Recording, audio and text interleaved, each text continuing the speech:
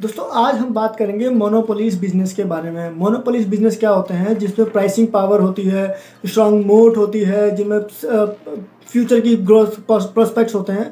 ये सब monopolies business होते हैं दोस्तों। तो दोस्तों मोनोपोली बिजनेस के बारे में बात करें उससे पहले मैं आपने सब ने सुना होगा, हम सब ने सुना होगा, मैंने सुना है, आपने सुना है, हम सब ने सुना होगा कि अगर आपने ये 2000 में एशियन पेंट्स में पैसे लगाए होते, 50,000 रुपीज़ लगाए होते, तो वो आज करीब 1 करोड़ रुपए के आसपास होते हैं। टू बी प्रिसाइज दोस्तों, वो 1 करोड़ 3 लाख रुपए के आसपास होते हैं। वो इसलिए क्योंकि एशियन पेंट्स ने 20,737% के रिटर्न दिए हैं पिछले 20 साल में।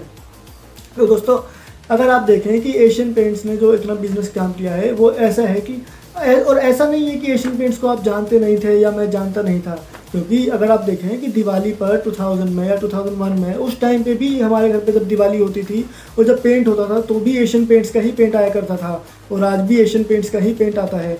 पर दोस्तों उस टाइम पे जब हम किसी के एशियन पेंट्स का प्रोडक्ट खरीदते थे, जब इसका पेंट खरीदते थे, तब हमने नहीं सोचा कि क्या जिस प्रोडक्ट पे हम इतना अच्छी बिलीव कर रहे हैं, ब्लाइंडली बिलीव कर रहे हैं, क्या इसके शेयर्स भी हम खरीद सकते हैं, क्या इसमें स्टॉक्स में भी इन्वेस्ट कर सकते हैं। तो दोस्तों उस टाइम पे तो हमने ध्यान नहीं दिया, पर अब हम ध्यान देते हैं कि हाँ इसके एशियन पेंट्स कितनी शानदार कंपनी है। तो क्या दोस्तों ये ऐसा हो सकता है कि अभी आप फिर से इन्वेस्ट करें और 10 साल 15 साल बाद फिर से ऐसा हो कि हाँ अरे अब हम लोग बात करें या 20 साल बाद हम फिर से बात करें कि एशियन पेंट्स में किसी ने अगर 2022 में 1 लाख रुपए लगाए होते तो वो फिर से 1 करोड़ रुपए हो गए थे। दोस्तों ये बहुत पॉसिबल है, क्योंकि जो एशियन पेंट्स है वो भी एक ग्रोइंग कंपनी है। और कोई बड़ी बात नहीं है कि अगर ऐसा फिर से हो जाए, अगले 20 साल बाद फिर से लोग बात करें कि अगर आपने सन 2022 में एशियन पेंट्स में 1 लाख रुपए लगाए होते तो या 50,000 रुपये लगाए होते तो वो फिर से 1 करोड़ रुपये बन गए होते। दोस्तों आपकी क्या राय है इसके बारे में, एशियन पेंट्स के बारे में? क्या आपको लगता है कि ये फिर से ऐसा पैसा कमा सकती है? दोस्तों वीडियो में कमेंट करके आप इसकी अपनी ओपिनियन दे सकते हैं। तो दोस्तों क्या सारी कंपनीज ऐसी होती हैं कि आपको सारा पैसा उठा के एशियन पेंट्स में ही लगा देना चाहिए? वो नहीं दोस्तों, वो होता, क्योंकि मैं आपको इसका एग्जांपल देता हूँ दोस्तों। आपने कंपनी और देख ली होगी रिलायंस कम्युनिकेशन। रिलायंस कम्युनिकेशन में दोस्तों जब उसका हर कोई उसको यूज़ कर रहा था, जब वो कंपनी आई तब हर कोई रिलायंस के फ़ोन्स खरीद रहा था, रिलायंस के सिम्स खरीद रहा था। तो इसका मतलब क्या ये हुआ कि हर कोई जाकर रिलायंस के शेयर्स भी खरीद ले? नहीं, क्योंकि हुआ क्या दोस्तों, जब रिलायंस कम्युनिकेशन का बिजनेस इतना ख़राब हो गया तो उसने पूरा एक वेल्थ ही डिस्ट्रॉय कर दिया। इसलिए दोस्तों आपको सिर्फ ये नहीं करना चाहिए कि किसी 1 या 2 स्टॉक्स में ही जाके पैसा लगा दें।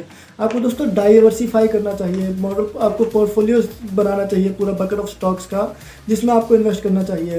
और दोस्तों मैं तो एक थंब रूल यूज़ करता हूँ कि वो ये है कि किसी भी स्टॉक में 10% से ज़्यादा आपको पैसा नहीं लगाना चाहिए, चाहे वो आपको कितना भी अच्छा कन्विक्शन हो।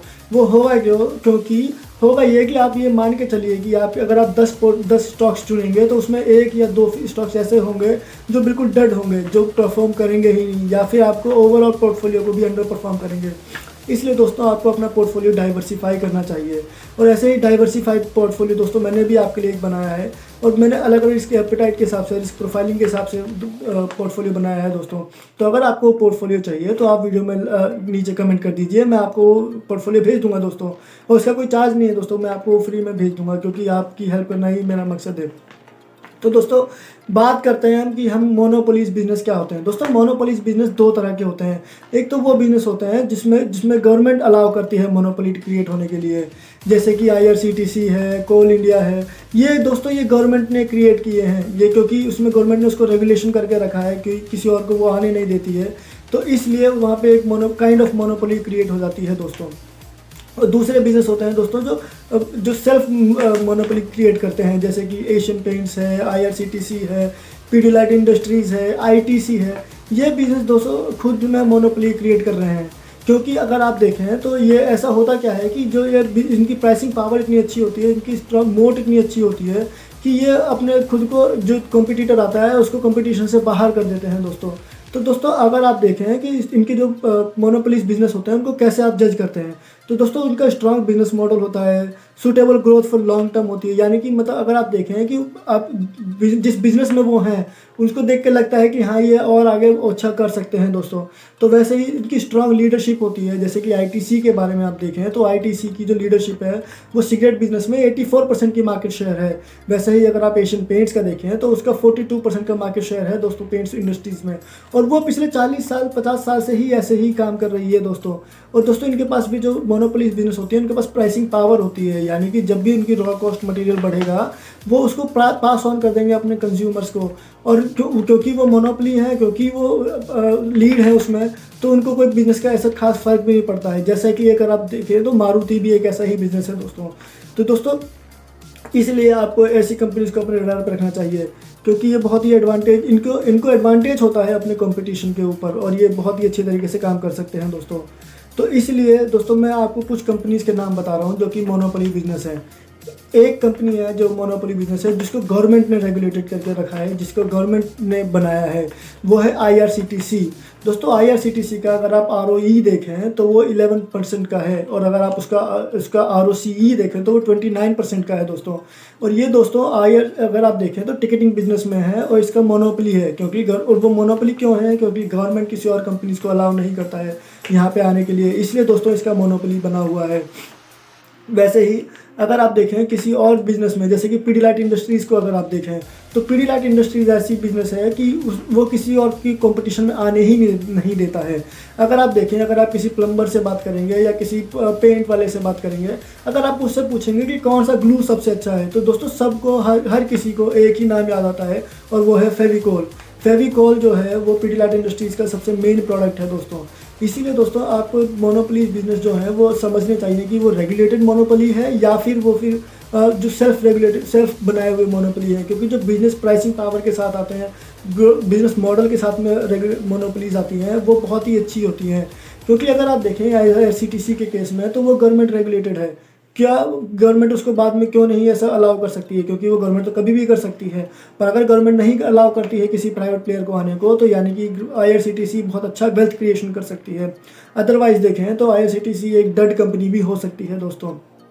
वैसे ही पीडीलाइट इंडस्ट्रीज देखें तो वो एक ऐसी मोनोपोली है कि वो सेल्फ उसने खुद का बिजनेस मॉडल के हिसाब से वो क्रिएट किया है, इसलिए दोस्तों वो एक बहुत अच्छे लॉन्ग टर्म में काम करने वाली कंपनी है दोस्तों। और तीसरी कंपनी हम बात करेंगे ITC। दोस्तों 84% का बिजनेस है इसका, अगर आप देखें तो मार्केट शेयर है इसका सिगरेट बिजनेस में, यानी और गवर्नमेंट किसी और को इसमें मार्केट में आने ही नहीं देता है, क्योंकि गवर्नमेंट ने सिगरेट बिजनेस के लिए लाइसेंस ही अलाउ करने बंद कर दिए हैं, इसलिए कोई और इसका मार्केट शेयर ले ही नहीं सकता, कोई और इस बिज़नेस में आ ही नहीं सकता। और ये दोस्तों एक कैश रिच कंपनी है, बहुत 66,000 करोड़ का कैश पड़ा है इसके पास अपने बैंक अकाउंट में, जो कि ये पड़ा है किसी अलग और इनऑर्गेनिक ग्रोथ के लिए, क्योंकि अगर आप देखें तो उसका FMCG बिजनेस भी बहुत अच्छी तरीके से ग्रो हो रहा है दोस्तों। तो दोस्तों आपको इसीलिए मैं कहता हूँ कि आपको मोनोपोली बिजनेस को पहले पढ़ना चाहिए कि वो किस तरह के मोनोपोली बिजनेस है, तभी आपको उन कंपनीज में इन्वेस्ट करना चाहिए दोस्तों। और अगर आपको एक अच्छा मोनोपोली बिजनेस मिल गया तो कोई बड़ी बात नहीं कि आप भी उन्हीं लकी विनर्स में से होंगे, जो कि 20 साल बाद कहेंगे कि मैंने इस कंपनी में 20 साल पहले इन्वेस्ट किया था और आज मेरे पास इतने करोड़ रुपए हैं दोस्तों। ऐसी वीडियो देखने के लिए दोस्तों वीडियो को लाइक कीजिए, वीडियो को शेयर कीजिए और चैनल को सब्सक्राइब कीजिए दोस्तों। जय